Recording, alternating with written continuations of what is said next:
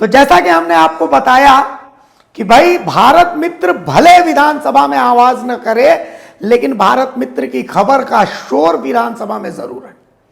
हमने एक और खबर उठाई थी, खबर था तमाड़ और सिल्ली को जोड़ने वाले बामलाडीह पुल की खबर।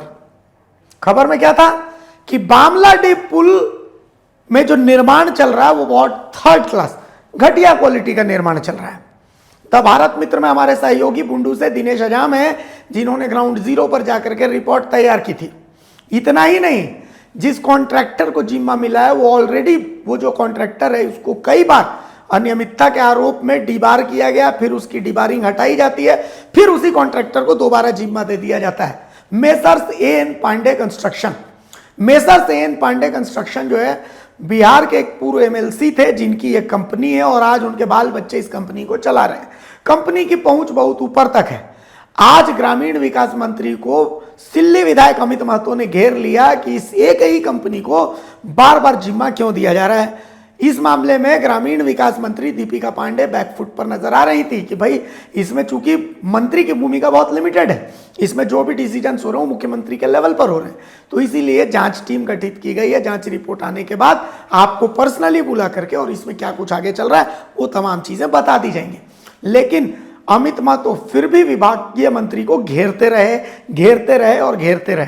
देखिए इस पूरी चर्चा को भी और सुनिए द भारत मित्र की खबर की गूंज। अपने आप को संतुष्ट करें, उससे पहले हम माननीय मंत्री जी से ही चाहेंगे कि हमें जो जवाब मिला है उससे वो कितना संतुष्ट है। Please madam. माननीय मंत्री जी,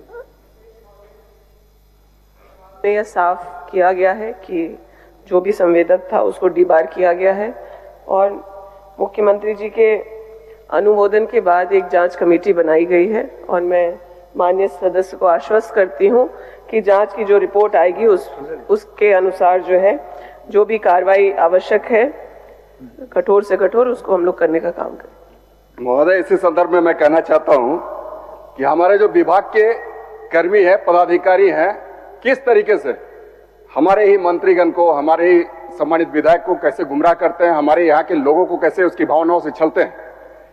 ये बात इससे स्पष्ट होती है महोदय, ये मुख्यमंत्री जी का अनुमोदन जो है जांच का और उस पर जो कमेटी बनाई गई थी महोदय, ये 2021 में बनाई गई थी और आज का समय जो है ये 2025 है।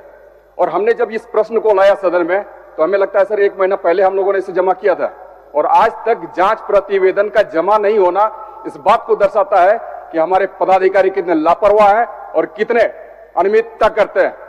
और अनियमितता उजागर कैसे होती है महोदय, इस बात की चर्चा मैं सदन में करना चाहता हूं।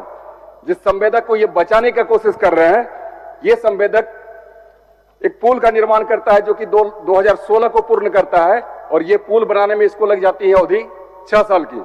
उसके बाद ये 17 में फिर से धंस जाता है पुल और 17 में कहा जाता है कि इसे डिबार किया जाता है और इस डिबार के बाद में फिर से उस पुल का फिर से जो रिपेयर करना होता है उसको डिबार मुक्त किया जाता है, फिर 21 में धंस जाता है। मतलब 21 तक सर ये निर्माण कर रहा है, 2016 से लेकर 2021 तक ये निर्माण ही कर रहा है और उससे पहले 6 साल से निर्माण कर रहा है। मतलब 2008 से ये पुल का निर्माण कर रहा है जो कि फिर 21 में धंसता है। और इस संवेदक को अब तक काली सूची में नहीं डाला गया। इसमें इन्होंने यह कहा है विभाग के लोगों ने कि जो संबंधित पदाधिकारी थे उस पदाधिकारी को निलंबित किया गया। मैं पूछना चाहता हूं कि आखिर उनकी निलंबन की स्थिति क्या है और कौन से पदाधिकारी थे।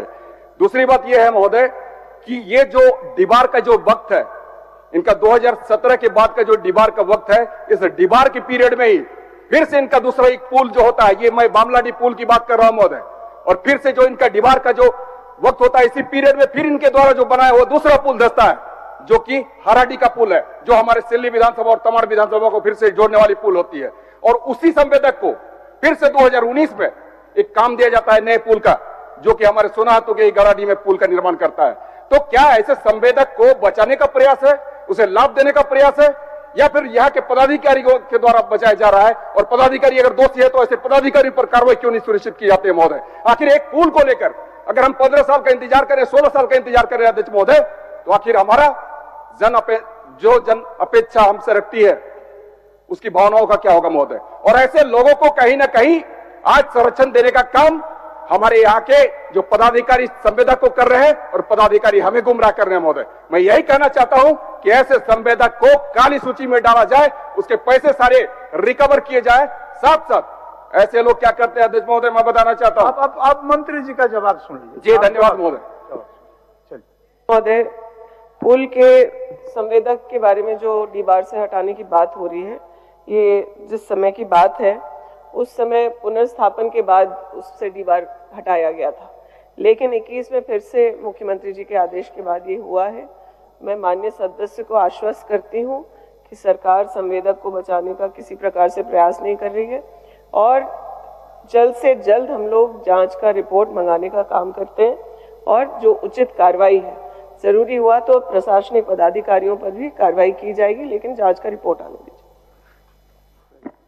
माननीय महोदय, मैं यही जानना चाहता हूं कि ये जो जांच आने में जो ये 5 साल का समय लग गया और ये जो हमने जमा किया महोदय, जो हमने अपना प्रश्न लाया था, ये तकरीबन 1 महीने पहले लाया था, तो 1 महीने तक कहीं ना कहीं इन लोगों ने आपको भी गुमराह किया महोदय।